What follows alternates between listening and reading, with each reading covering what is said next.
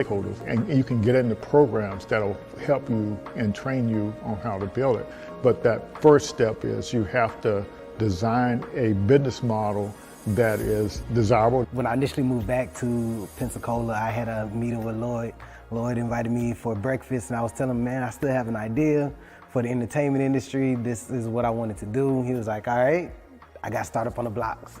So I need you to start coming to Startup on the Blocks and get a little more information on how to work through the tech ecosystem, and take your idea and we'll get you where you need to go. My company is called The Know, is an app that is streamlining business for the entertainment industry. Yeah, so if you're a musician, what you would do is pretty much jump on the platform, you'll create a profile, but the way we created the profile is pretty much a cleaner way. So now if they want more information about you, you'll connect your social media platforms, your streaming platforms, and that way they can go directly to it. What we also have included is your calendar. So pretty much you can set your days, you can set your price for your days and automate your booking. So initially talking to Lloyd, my idea was all here, it was there, it was over here, it was over there. It was like, all right, Quinn, I get it. You got a lot that you want to do, but we need you to bring it in just a little bit and then work on your pitch, your story, and how you're going to bring it full circle to get people to understand what you're trying to create.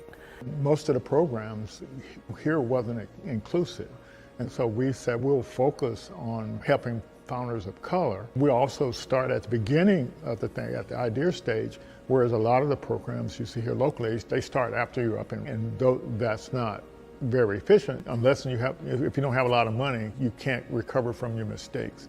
And the lean startup system, it actually helps you make mistakes faster before you spend a lot of money. You don't actually start building anything until you got customer buy-in. There was a need for small businesses to bring brand awareness to their business. I see there's a lot of makers and bakers that they're making all of these goodies and these products, but they can't market it, they can't sell it at the same time, and there needs to be kind of like that middleman, that middle person to help bring economic growth to some of the small businesses in Pensacola. So Taste of Pensacola, I came up with that idea during the pandemic when I saw things at that time that Amazon couldn't fulfill. They didn't even have those products, but the local people in the community, they did. And so there was a ton of people coming out saying, hey, I make masks. I'm like, wow, this is amazing. All the local people here that are just as talented that can actually make those products. And so I wanted to kind of showcase who they were.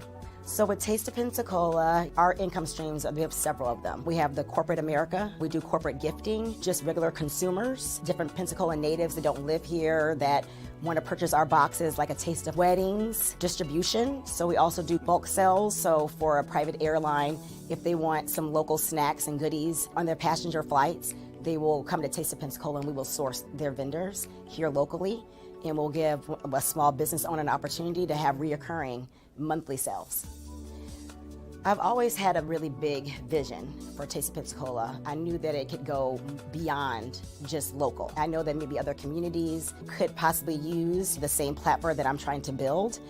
And I always have these big visions, but I never know how to even get there. Where do I start? I know it's more than, there's a lot of technical things behind it. I know there's a lot of research, but that connection, I never had it until, thankfully, I met and was introduced to Startups on the Blocks and was able to just learn more about how to grow it in terms of data. Things I just never thought about, framework, words like traction. There's a lot of things that I just did not know about in language that I need to know in order to get funding for my business. There's just a lot that I didn't know.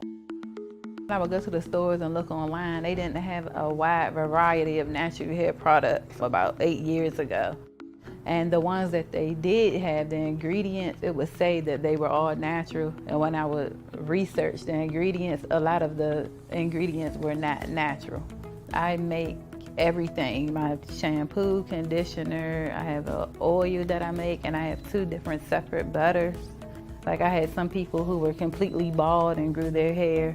It's about giving women their confidence back in their hair. I have this salon and then I have a second salon, and I have my products in about 5 beauty supply stores. So I need a manufacturer to keep up with the demand at this point. Startup on the Blocks has helped my business grow. Send me to different people. I'm able to do different pitch competitions to apply for grants in the community for small businesses. Lloyd's a really good person to connect with. He has a lot of resources here in the community that can help small businesses grow. If you have a product out there and you're trying to go big time, he's the person that you would want to meet with. So it's really important to have some type of support because 9 times out of 10, most founders start out on their own. And to have somebody that has an idea of how the ecosystem works and is able to tap into other resources and bring back to the community, and that pretty much has encountered some of the roadblocks or going through the same roadblocks that we're currently going through and understands where you're at, your culture and how you respond to things, is a big help because you don't really have too many people that have access to what we have access to here in the community. And a lot of people believe that you have to leave and go to bigger cities to do the things that we're doing here. But I mean, it's one thing to have exposure, but you have to actually know it's here in the community in order to take advantage of the resources.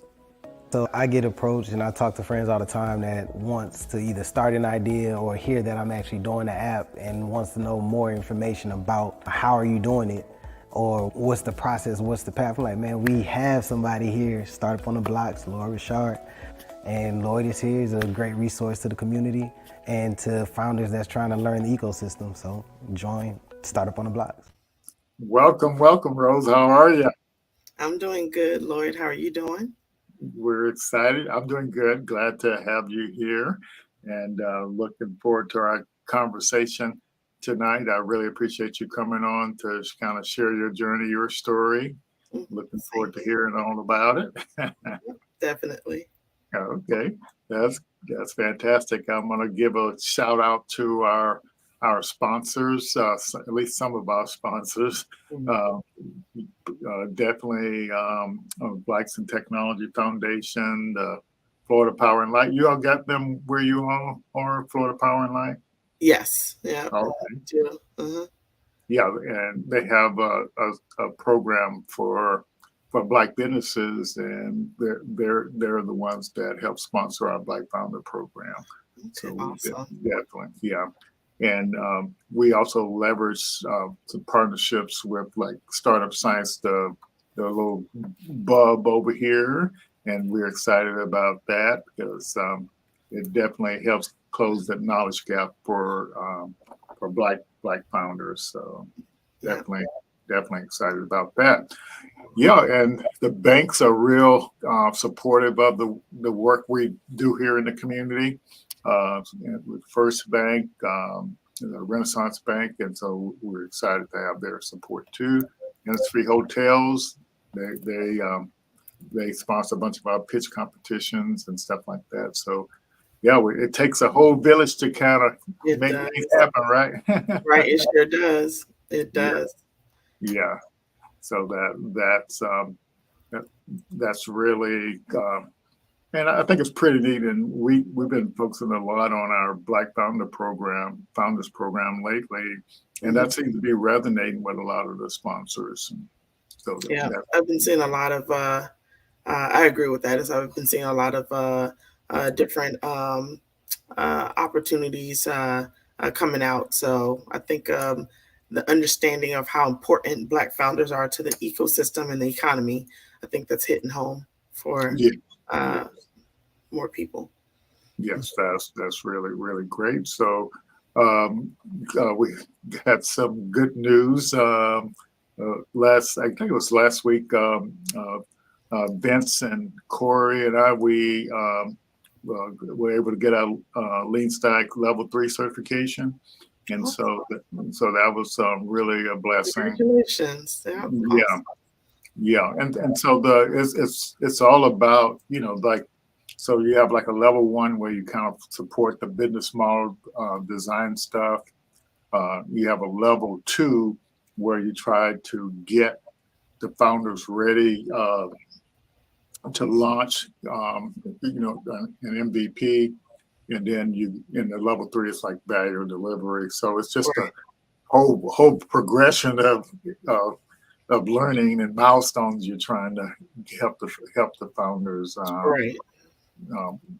reach. So yeah, and so I see you're sharing your stream is really working. I see Torrin on here, so glad to hello. Yeah, so that's pretty neat. Yes.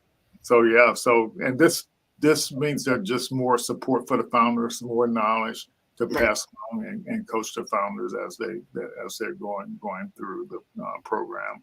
And we should have some content for that coming up as well. So we were talking about the Black Founders program, and let me get this. So we have applications are actually open now for our next cohort, and so we want to make sure everyone is aware of that. So all the folks in your neck of the woods, we want to make sure they apply, and it's the Florida edition. So definitely all Black founders and Florida business owners are welcome to take it. It's a business model design curriculum. So no matter what stage you are, you can actually do it. Even if you don't have a business, you can still sign up to join the cohort. We're also letting founders outside of the state of Florida sit in on the workshops as well and get access to the training. But the demo day funds are dedicated to the Florida founders. Okay, awesome. I'll be share that, because it's definitely a program that more startup founders, especially within our ecosystem, need to be aware of and also take advantage of. Yeah, and it's the challenge we have is helping people understand how important it is to come up with a good business model that's gonna. It's a lot of times you can come up with something that's desirable that people want, but it has to be viable to make money to kind of meet your goal. So you set a goal based on where you want to be in 3 years, and then you have to figure out the type of customers you're going to have and how much they're going to be spending in order to determine if your business model is actually viable. And all you're literally trying to do is just trying to reach these little small milestones here, so you can pitch your idea clearly and concisely. And it's just like taking a marketing class or something like that. But our MBA class, but it's get plenty of good help. And so those applications are open to July 1st, and most of the founders that get involved in it, their eyes are really open, because once you do a brain dump on what your idea is, it actually helps you kind of see all the different pieces and helps you move forward with it. You're right. Yeah. So why don't you take a minute or two to kind of introduce yourself and let folks know some of these great things you've been up to. All right. So just a little background about me. I am Florida born and Florida raised, from South Florida. I am the oldest daughter of Haitian immigrants. Very proud of that, and just my family upbringing. I went to University of Central Florida for college, and initially went in with a finance degree, and then I met Dr. Pamela McCulley, who was the first Black woman in the state of Oklahoma to get her PhD in industrial engineering. Wow.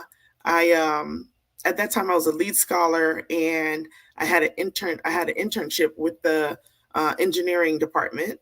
And one of my responsibilities were to take students to, students and prospective students and their parents to orientation seminars that we had. And I winded up taking a group to her room, and I heard her speaking about industrial engineering. Number one, first Black woman, Black person, first woman that I ever saw as an engineer. And when she started talking about industrial engineering, I resonated with what she was talking about, because that's exactly what I wanted to do. I was like, wow, this sounds exactly what I always do, the problem solving, just the different facets of it. And it really intrigued me. I did further research, and I think within 2 weeks, I changed my major from finance to industrial engineering. So I got my industrial engineering degree. And right before about 2 semesters before I graduated, I wound up getting an internship with a small engineering company that was located in Merritt Island. And I winded up working for them after I graduated. Oh, And one of fantastic. their biggest client or contract that they had was at Kennedy Space Center. And within 3 years of working for them, I got hired on by our client, and I worked exclusively within Kennedy Space Center for about 15 years after Fantastic. from that. Yeah.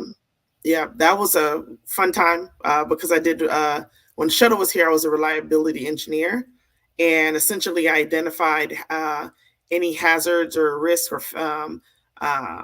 failures of assets that would cause injury, death, or mission aborting a mission. And that was always I just found that a very fun work. And then Shuttle went away, and I had to pivot, and that's when I got further into data analytics. I had been doing data analytics and data management. I just never knew it was a thing, if you will. It was part of with industrial engineering. We did and reliability engineering. I did failure analysis, all that. I did time studies. All that had to do with data. Yes. Using Kaizen to do inventory replenishment and inventory management. Again, just full deep in data, but just not realizing that data was a thing. So I got deeper into data, and got into advanced data analytics, machine learning, and then in 2019 I left and started my own company where I provide tech and engineering consulting to primarily government, commercial, nonprofits, and then small businesses also. And so I've been doing that and doing a lot more. But we'll get it. We'll get into some of this a little later. But it's appreciate you sharing that journey. And I think one of the takeaways from what you said while you were in college, you did some interns, and that led directly to a job. And I think that's what we have to make sure a lot of the college students know, that you need to start connecting with these companies through internships. Yes. So you can roll right into a job. Yeah. That was a big deal because I had classmates who got straight A's. I mean, magna cum laude, all of that. Yeah, they couldn't get any jobs after graduating around the same time that I did. And they couldn't get it because they didn't have any work experience. And what folks didn't realize, at least what us college students didn't realize at that time, is that there was more importance on having the soft skills that were needed, like that you obtain once you gotta start working and have a job, and versus being getting straight A's or a 4.0, and so they had a hard time getting a job. A lot of them just continued on to get their master's, but they did have a hard time finding a job. And for me, I had so much work experience. It was just a easy pivot as soon as I graduated. Yeah, that's exactly right. So I wonder how does that formula as a student works for learning how to be a great founder. Right. Hang around some other founders, volunteer, work with some other founders, so you can. Yeah. And I'll talk about this. I can talk about it later. But even for me, you could say it was the same thing with transitioning into my business.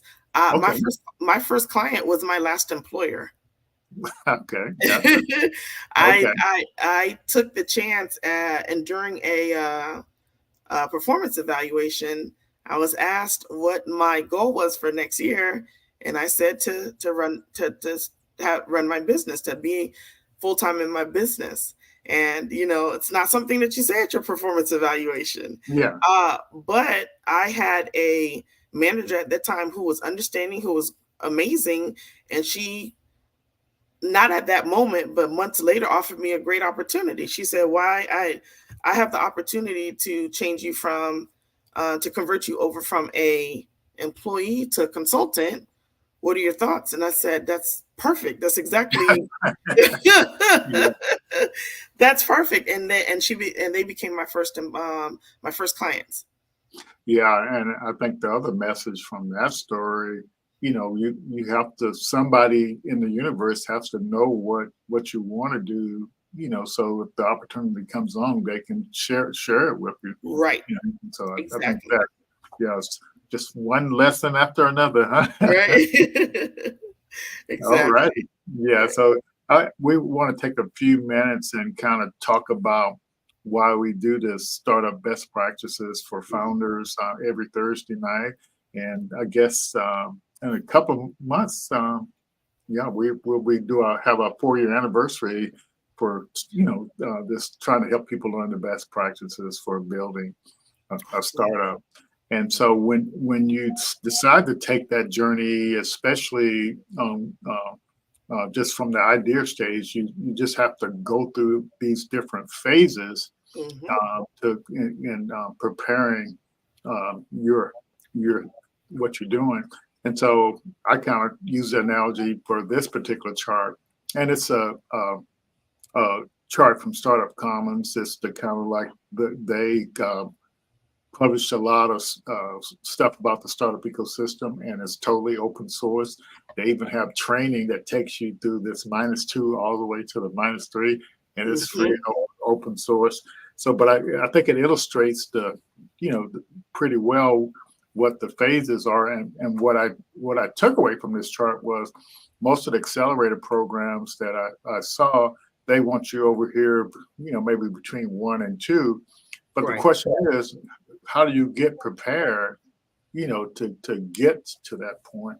Right. So, and so that's, and I've also found out there are programs that work with you at the, this idea stage to help you get to that launch stage. And so that's pretty neat.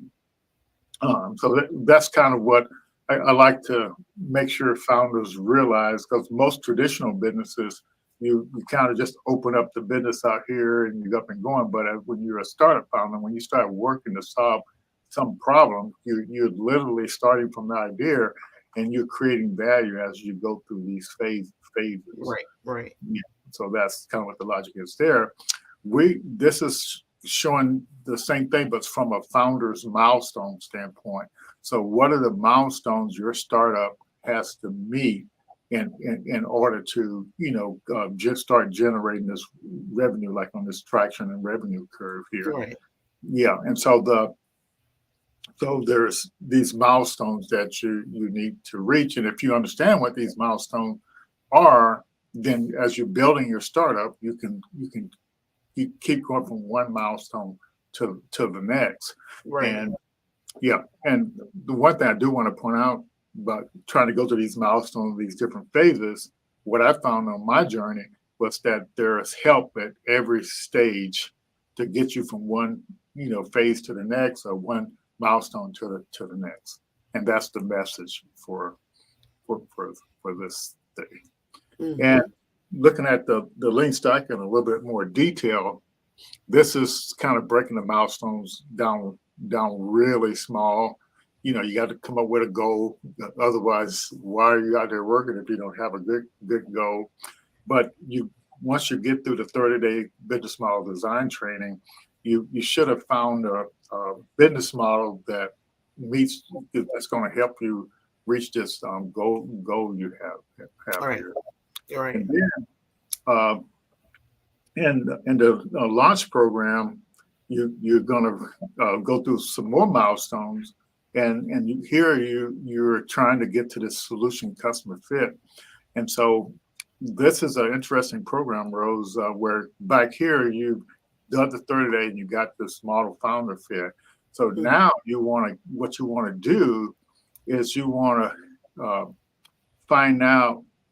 So ultimately, you want to figure out how to design a solution for that particular business model. And so I won't go into all the detail, but this 90-day training sort of gets you through these milestones here. But it's really neat leveraging AI to kind of make sure you understand that customer problem fit. Right. So, yeah. So we can dive in that a little bit more detail in another conversation. But Right.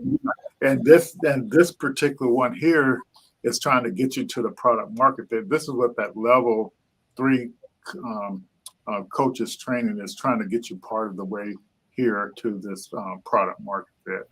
And the challenge is 80% of startup founders, the startups, they never reach this product market fit.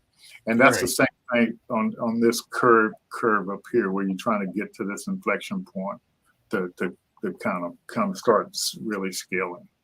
And the last thing is the startup science, the way the startup science program looks like. And these both were Lean Stack and this startup science.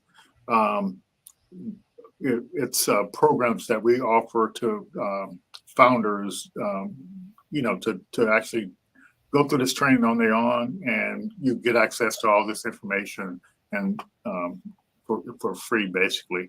But it does require you to do some work. But anyway, when you start talking about the startup science program, it's also kind of based on a phase life cycle approach, but it's more geared toward going from this vision to this exit. And so the neat thing about this particular program on our approach is it's looking at everything from this idea of having an exit. So like even back here at the vision phase, you're planning which company is going to buy your startup. All right. Yeah. And so that's kind of the difference in the logic.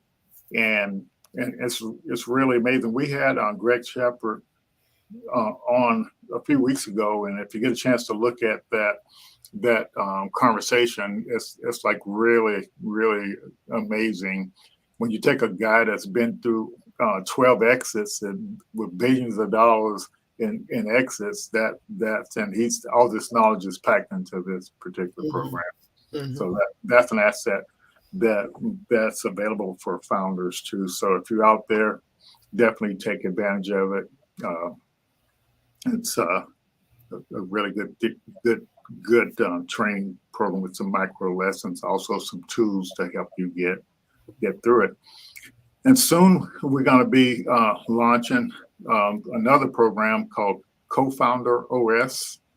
Now, that's a really, really neat program as well. So when you apply for that program, you're literally pitching your startup, and then the AI in Co-Founder OS, it gives you a grade on your entrepreneur skills.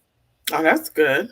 Yeah, and as you go through the training, you can see how your skills are improving. Okay. Yeah, so that we're looking forward to launching that. Yeah, so that's really exciting, and we're definitely excited about it. Right. Yeah, because there's so much. To me, like with our Lean Stack, we can tell if a person designs a good business model or not, and we can evaluate whether it's a good business model. But it's better if we as coaches can do that. But what would be better if the platform itself gave the founder a grade on it. You see what I'm saying? That feedback, yeah. And then if the founder know what they need to do to improve that. Yeah, and it's continuous improvement, right? Yeah, and so I think that's the big deal about the Co-Founder OS. The AI helps get you through all the training, and Make Startups is the one that came up with that, and they do these 3-month course with that program, and you can actually, and most of the people they've been sending through it has never even did a business before, but they end up developing all those skills. So isn't that neat? Yeah. Okay. I like AI, so using it in ways like this is always good. Yeah, that's really fantastic. Mhm. So like so you were telling us a little bit of you summarized your story a little bit, but you said you went to UCF, but you were going to major in finance, but what sort of made you want to major in finance? What was sort of giving you some ideas about I was that? great at math. I Okay. aced math, throughout elementary, middle, and high school. The last math I took after when I graduated from high school was calculus. Okay. Calculus, I think. I know it was an AP course. And so I had done a ton of math. And then also the high school that I went to pushed business. I was in Okay. FBLA. I was in Future Business Leaders of America. It did push business. And so in terms of representation, in terms of what I was exposed to, it was business and finance. Okay. And so I knew I was great with numbers. And so that's kind of why I was like, well, finance is it. And I went into that. Yeah. But when I got to UCF, everybody was in business. Oh, wow.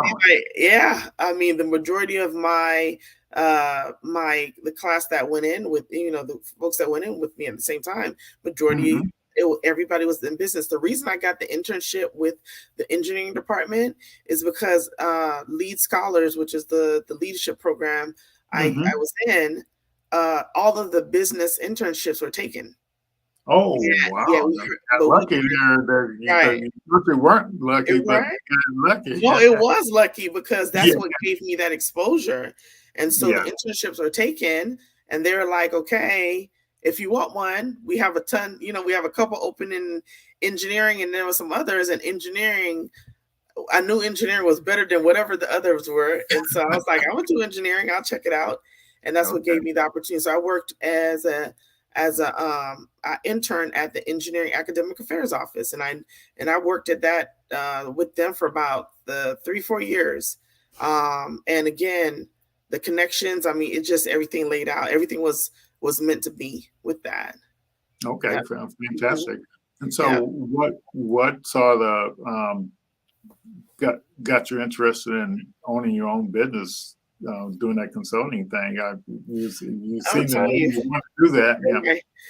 So I've always thought about this because I don't necessarily I didn't necessarily think of wanting to own my own business. It was more of going into work, even though I worked at NASA. Yeah. Going into work was like going into a battlefield every day. Oh, wow.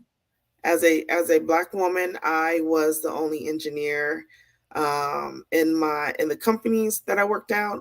Only Black woman engineer. Majority of the time, there was one time where there was another Black woman engineer, but then she was there for about a year and then she left. After that, it was just me, and it just.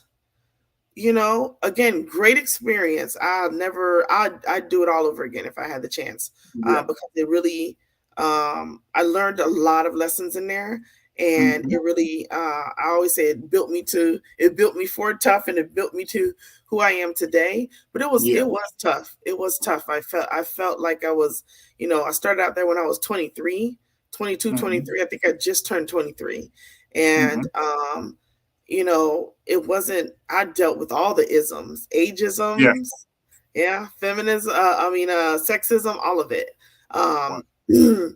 So I wanted to start and build, start a company that had the environment and the atmosphere that I wish I would have had more of. Gotcha. Yeah. Yeah, that's I appreciate you sharing that, because I think a lot of people don't realize the that type of environment that when what you have to put up with. Right. Right. I'll just say it. Yeah. I'll Yeah. just say what you have to put Yeah. up with. Yeah, It's a so lot. It's a yeah, lot. and But like I and said, it's just one of those, it's a double-edged sword, you yeah, know. If I had the chance, would I do it over again? Yes, I would, because I yeah, learned a lot and it pushed me.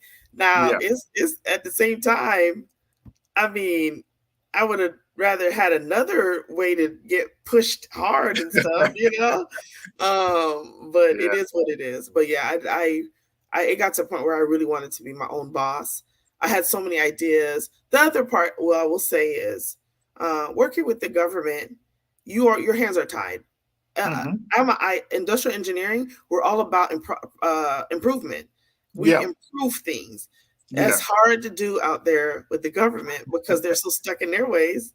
yeah. And you gotta to change one process, you gotta change 25, you hmm know, and you gotta change 15 leading processes and five that come after it. And so folks did not want, let me not say they didn't want to change. It was hard to Yeah, push change, even when folks would tell you, I know it's for the better, I know we're gonna save money, but it's gonna be hard to yeah, get yeah, this person to say yes yeah, to it.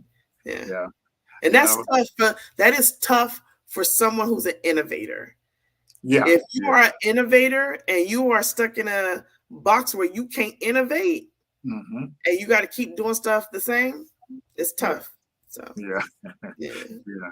Well, yeah, you're definitely striking a lot of nerves on my end there. But I think, but what you're saying, I see why you're involved in a lot of things to support, diversity and inclusion. That Yeah. experience. So is that basically what's driving Oh, yeah. that?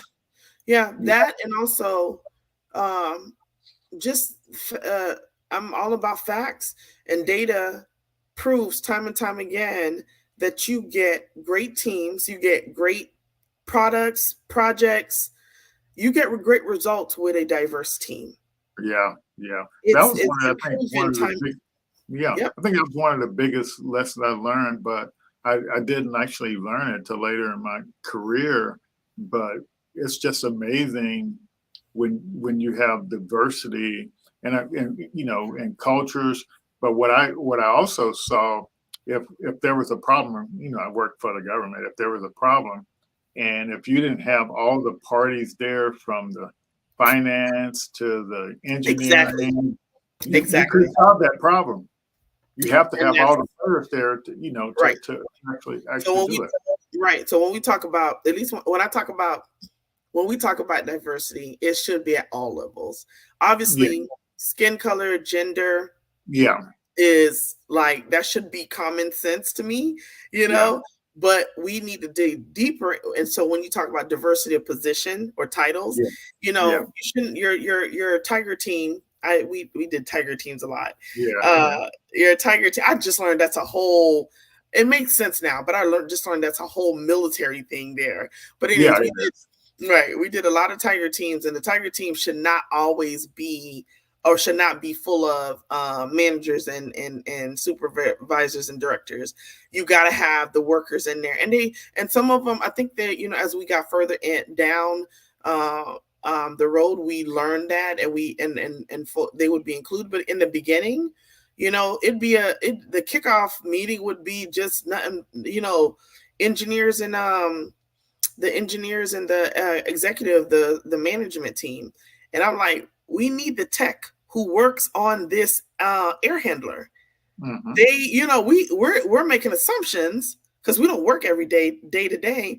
And hmm you know how many times the tech would come in, sit down, and give his thoughts, and the whole project would change because assumptions were made And he's like, that's not, this is what the operations book says it's supposed to do, but that's not really what happens, while we're there. So yeah, we need diversity in all aspects, even thought. When we talk about diversity in thought, folks who are coming from different environments and have different perspectives, we need diversity within there so we can truly be looking at all perspectives when we're identifying solutions. So how do you think that diversity applies or works when it comes to innovation? The same way. I mean, when we talk about, number one, so when we're talking about creating solutions, I never understand solutions being created without involving the people that it's supposed to be created for. That's like creating a solution for women and then not involving women within the process. And so you have to have the people there. And even within that, when we talk, gosh, we got to, if we getting deep here, when we talk, understanding that, okay, when we say involve the people, it has to be the right people too. Yeah. I've been on teams where they pulled me in, and I know they have, because I'll get pulled in last minute, and then when I come in, I am the only Black person there, and I know somebody looked at the screen and was like, "Oh, we're not. This don't look right," but they called Rose, and the thing about it is, I'm gonna be there because I know I have to advocate, but I'm like, this ain't for me. My perspective is different. I'm Black, but I'm also Black from a Caribbean background. Like I grew up in a Caribbean family, right? So even then, you got to understand perspectives. And then, am I the right person? Just because I'm Black doesn't mean I'm the right person. Just because I'm a woman doesn't mean I may be the right person. So even digging deep into that, just to make sure it's the right people, and it's needed. Gotcha. And so like on a startup team, the founders and whatever that team is, they are focusing on solving a problem, right. And with all these 2, 3, 4, 5 people working on this team to solve this problem, they're coming up with ideas that one person by themselves may not come up with. Right. But so my big $1 million question, and this relates to a conversation we had earlier this week, right, does innovation happen? It does. Can innovation happen with like let's say you and I on a team and we're trying to solve this problem. Can we innovate to a solution? Yes, but here's the thing. Can we innovate? Does innovation happen? Yes, but innovation happens within that bubble. Okay. And the idea is, how big is your bubble? Does your bubble include the actual issue, or does your bubble just include a piece of it? You get what I'm saying? Gotcha. So the point is, the question really should have been said, can that team of people pull the right people together to actually do the innovation and have the right people there to kind of move forward? And they can if they have the mindset to, they can. Because we have to understand, most times, again, innovation can, what I see, at least here in America, innovation happens where money is. Okay. Now, because if money's not there, then you cannot. Actually, if money's not there, can innovation happen? I want to say yes, because I've seen innovation happen outside of the U.S. and other countries where they don't have to go and get venture capital funding, right? We see it all the time. But yeah, but see, like the way I see it is, even get to the point where somebody can be interested in giving you some venture capital, you still have to do some innovating in order to even get to that point to attract investment. But I think my point is that when you look at startup teams, they're coming together to solve a problem. Right. Yeah, and them solving whatever they come up with, even if they just get to the MVP, they coming up with a strategy just to solve that problem. So Right. and so you have an idea, and as the more you validate that idea, it becomes an innovation. Right. Right. And so the point I think want to make startups, they are actually innovating, because when you go from an idea to a product, that's actually requiring some type of innovation. Right, right. Yeah. So we had I have one person asking, Renee Palmer asking, how can the innovation happen? And it's a good question, because I feel like that, is innovation. It depends on what we consider innovation. Is it considered, the innovation considered innovated and complete when it solves the problem, or when it comes close to it? And so it's a tough question to ask. How can it, because you got to now think of, to what level of completeness or problem solving, right, Gotcha. do we need So, to like, get for it yeah, even being considered innovation? yeah. So in a startup, and so I always relate it back to when I worked for the Air Force Research Lab. So we so like just like going through those phases I was showing everybody before. Mhm. In order to get to these next things, you have to innovate in order to get Right, to these milestones. right, And so when you, like, if you have an invention, if you don't figure out a way to make money with that invention, it's not an innovation. interesting. Yeah, it's and see, what I found out is when you with founders, if you don't understand what innovation is, you have trouble understanding what being a startup is all about. Right, So right. startup is you're literally going. So let me share my screen here, and I think Yeah. that may help.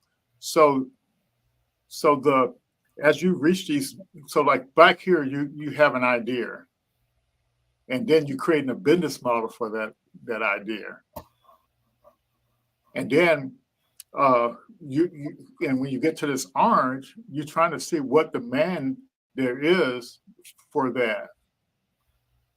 And so and that's what I think people, you have to come to this situation. So the way we did it in the government was we would have an idea, and we called that, funding ideas was like 6-1 money.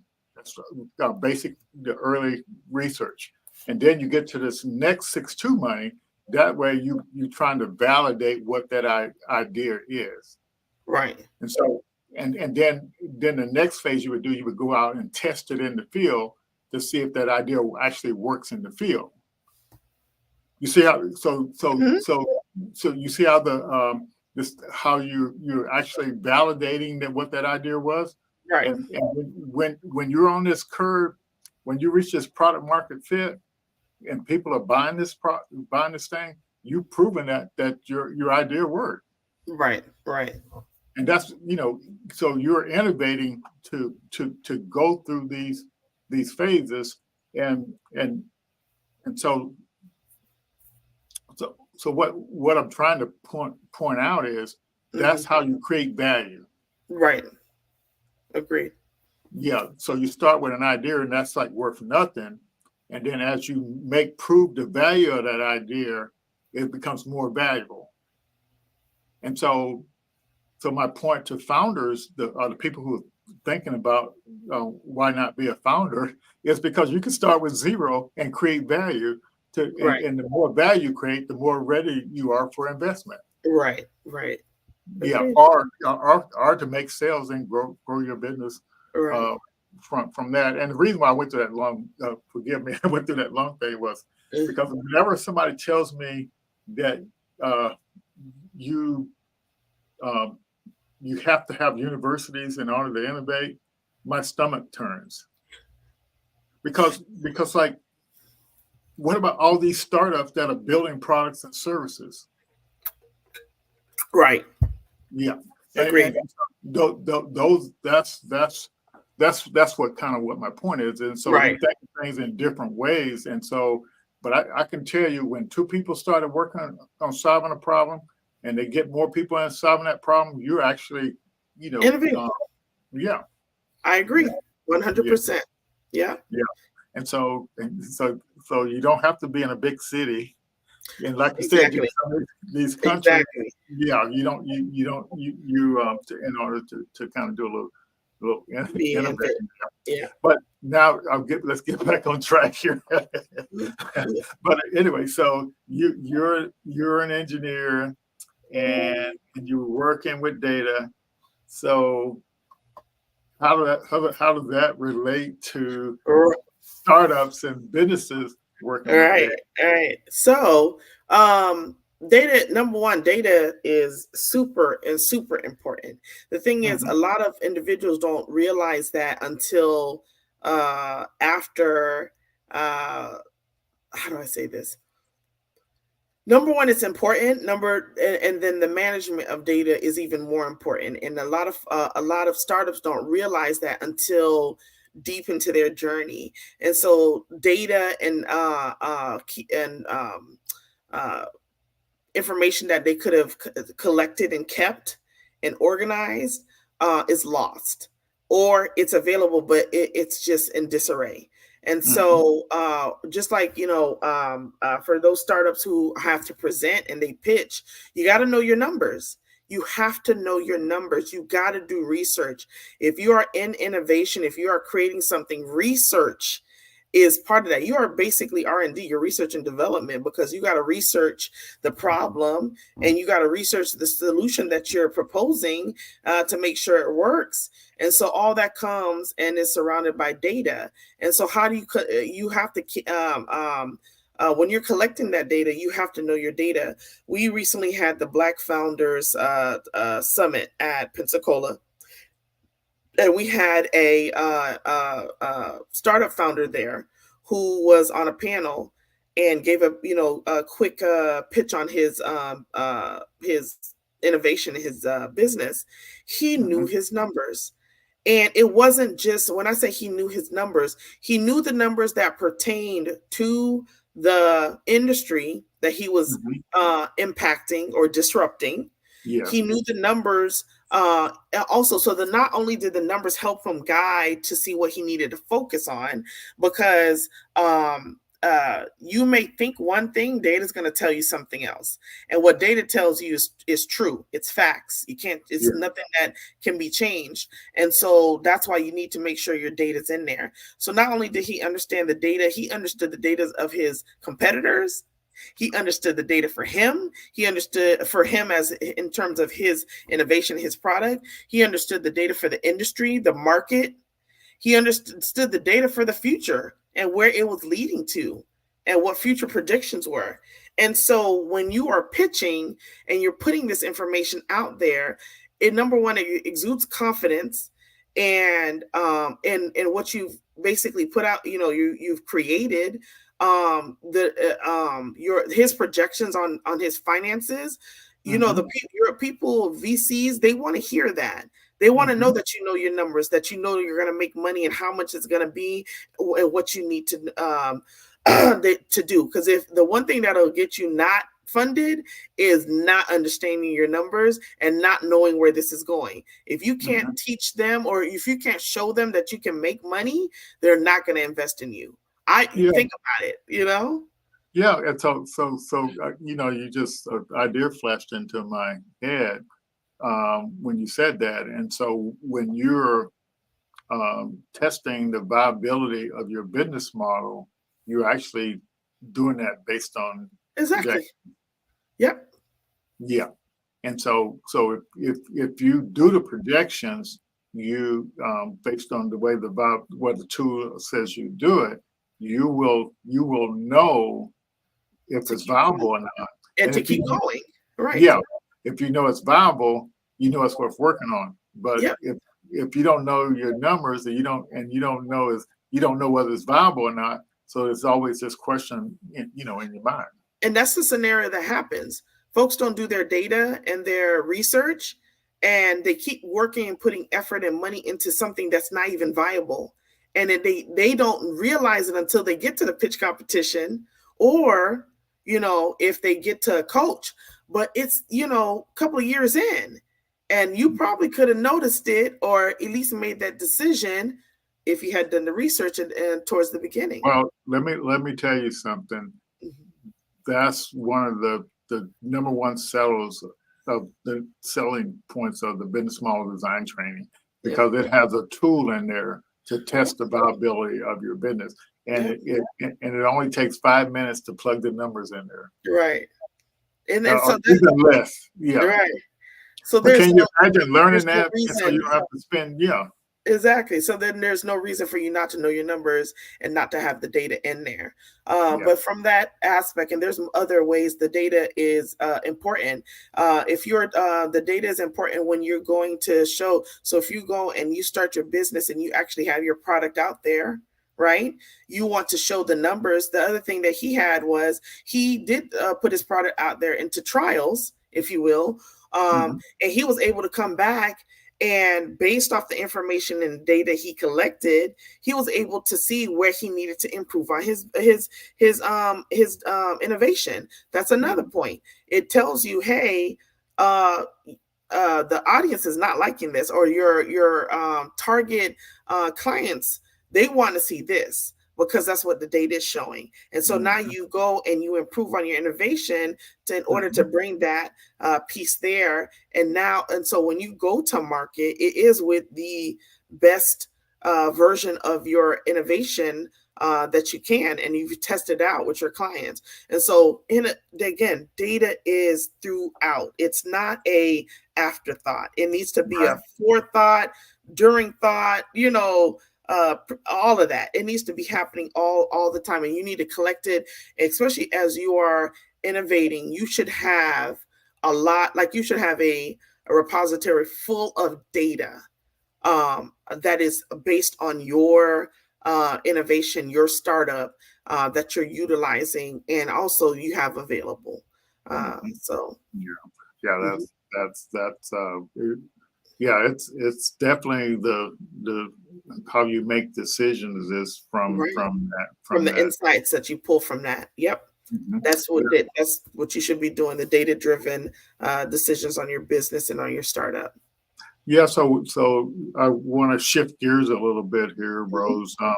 So I noticed you a member of a lot of participate in a lot of different groups, organizations.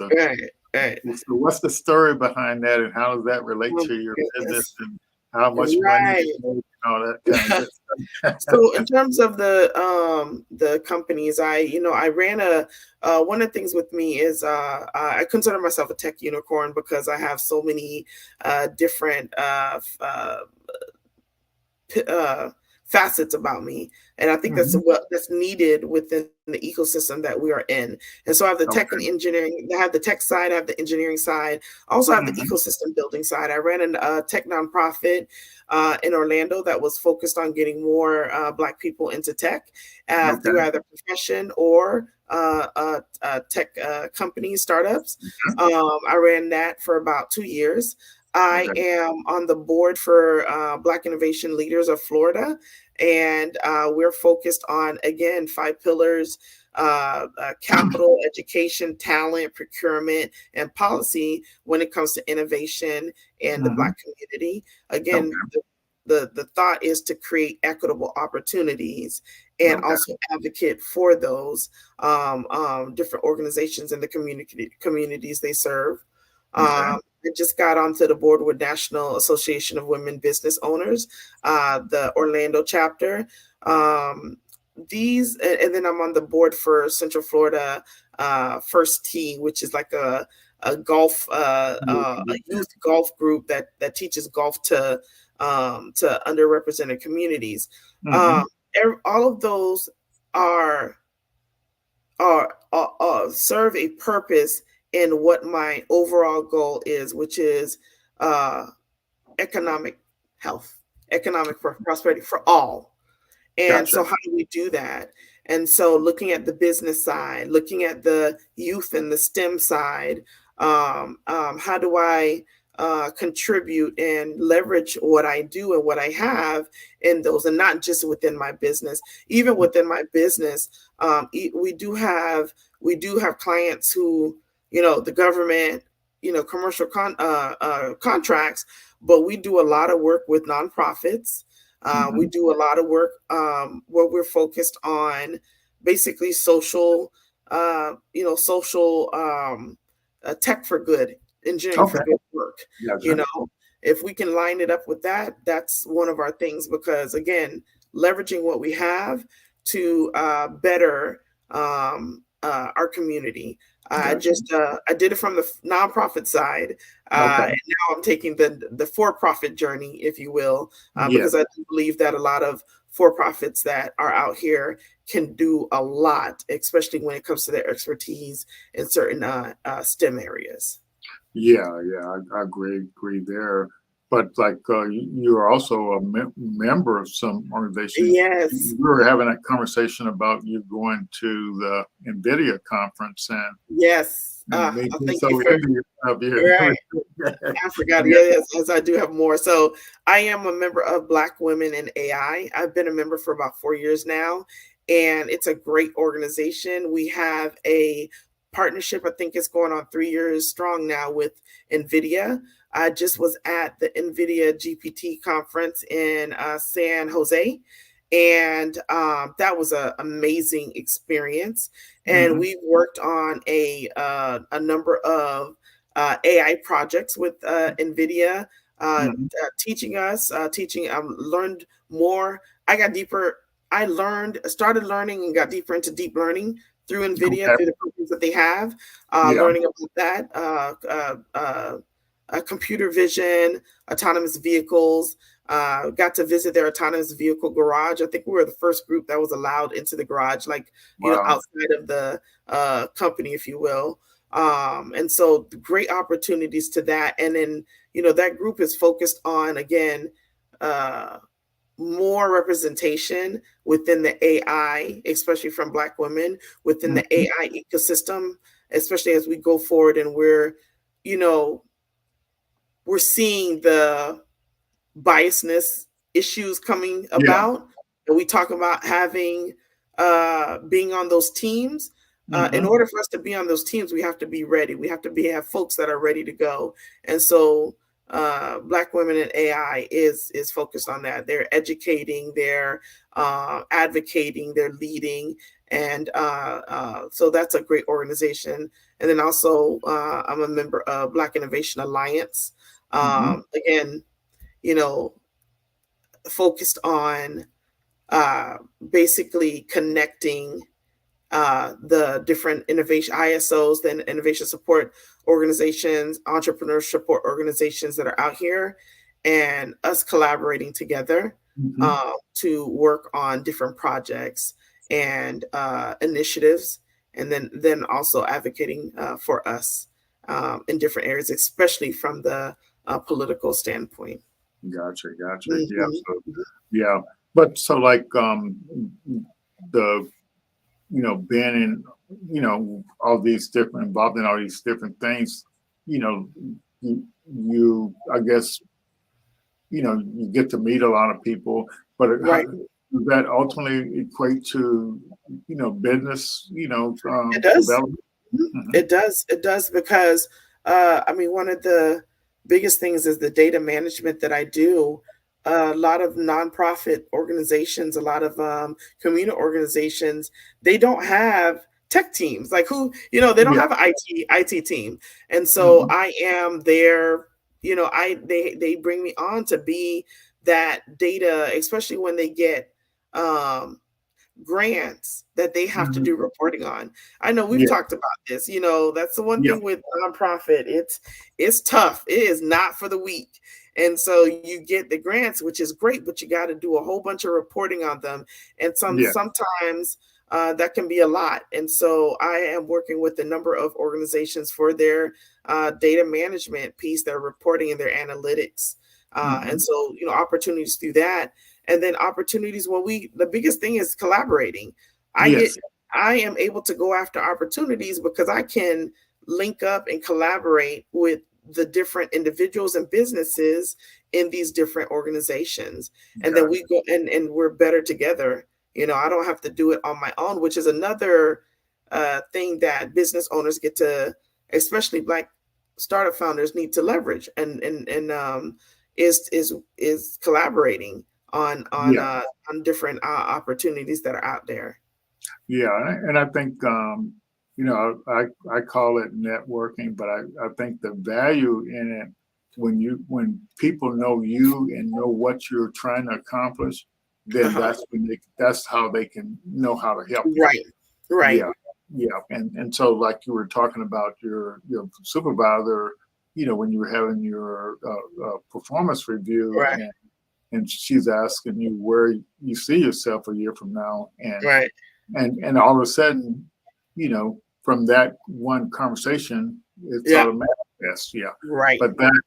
But to me, the more people know about where you're headed and what you're doing, you know, Right. better chances of you getting there.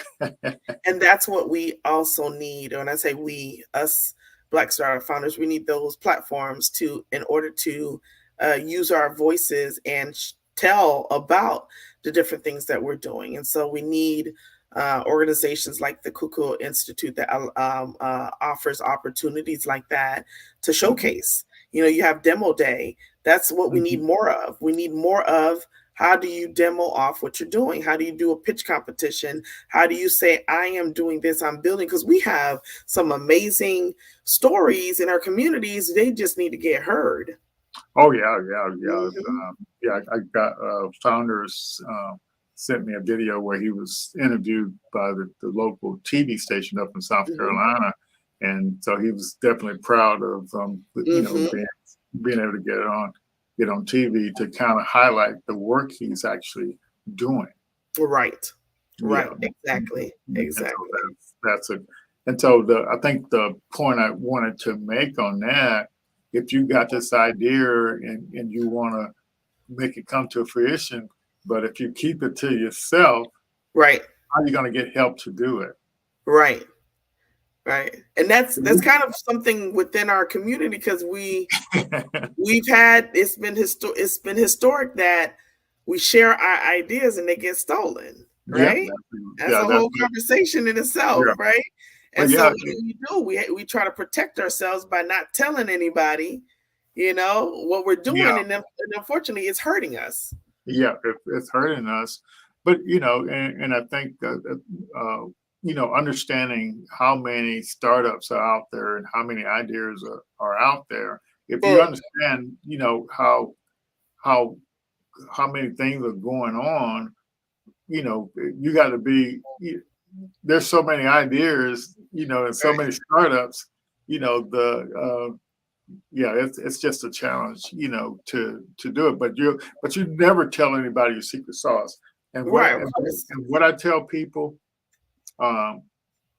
is your idea is literally worth zero until you create some value around that idea. Exactly, it's worth zero, and so it's just hard for people to understand that. So, like I've had founders come to me with their invention, and they want a partner to kind of make some reality out of it.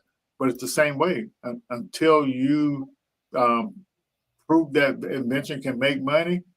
You know, it's a challenge. You know, you have to create some value around it, and I think that's one of the toughest mindsets.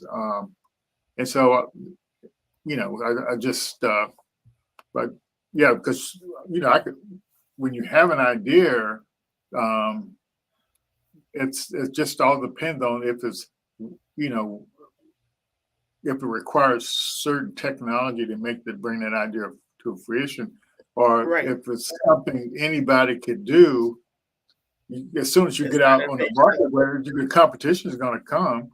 So it's Right. got to be able to stand on its own, you know. Right. So Right. it's just that we're literally, there's so many smart folks out there that have ideas but are afraid to start working on them.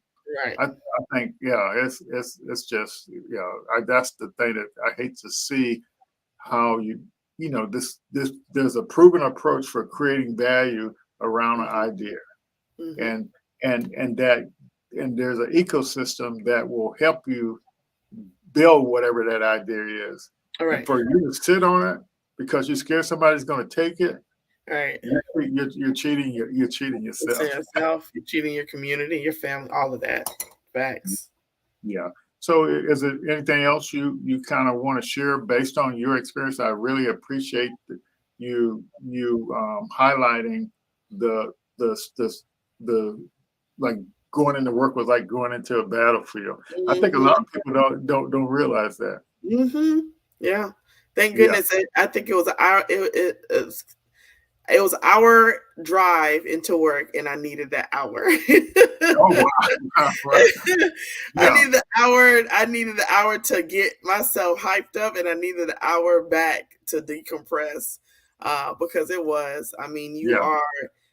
Any of your ideas, any ideas I put up there would be fought down. Yeah. And it doesn't, I could be at sound, and that's why I say I do it all over again. It got me to a place where anything I put out, I have vetted it.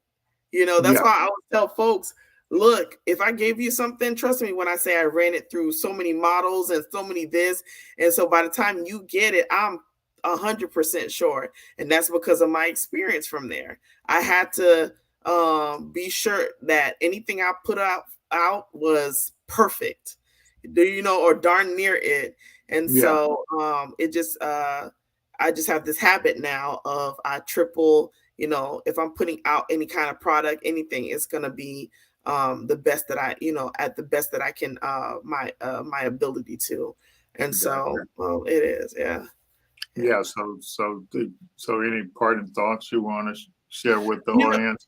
Right. Just for the audience and those who are going through this journey, you have to tap into the resources that are out there. And it's hard because sometimes you don't know what you don't know, but you have at least one person that you can ask. I think sometimes we're scared to ask. And you have to start asking, and you also have to start going to places that you would never go. That was one of my things. When I said I was going to start my business, I had to start going into events and situations, programs by myself. And because I was the only person in my circle that was starting up my business, but I was so accustomed to going with somebody else or not being by myself. But you got to do that. You got to take a step out of your comfort zone and join. Like, these couple of programs that Cocoa Institute has, join it. If you have questions, ask the questions, but join it. It's not, it's not going to hurt you. If anything, even if you're, again, Lloyd, you said, even if you're just at idea stage, you think you're not ready. And that's the other thing. We always think we have to be perfect in order to get out there. And we don't. No. The whole point of the program is to help you and build you. Meet you where you are. Yeah. Meet you where you are. Exactly. So just don't wait. Join it. Also, if you have a friend who you think, if you don't want to do it by yourself, then have tell your friends to join. You'd be surprised that, your friend was thinking the same thing. They needed somebody to kind of open the door for them, that it was okay to do it. And so take advantage of, there's so many resources out here. Take advantage of them, and you'll truly see the benefit and the impact that it'll make on what you're doing. So that's really, really great advice. And that's what that's what you just said is you leverage stuff, and the ecosystem is the stuff you leverage to bring your idea to a product or service. And so that's literally what is there for you. So I really appreciate you making it, saying it so simple. Yeah, yeah, and Rose, I definitely appreciate, and we didn't cover all your amazingness, and people don't know all the awards and stuff you've been winning, and all the speaking stuff you've been doing. But you definitely set an excellent example. As a trailblazer. And I guess since you worked at NASA, you probably was one of the hidden figures that we don't. Listen, I watched that movie and I was like, it ain't too far changed. But I'm kidding. I mean, we can use the bathrooms now. No, I'm kidding. But, yeah, I was like, man, I if for something to be so many years before I got there, I was like, oh, this I can still relate. All righty. Okay, well, you take care. If you want to hold on just a minute, I'm going to go ahead and end the broadcast. We'll see you all next week. We appreciate all the folks that listen in, and see you next week. All right, thanks, Lloyd.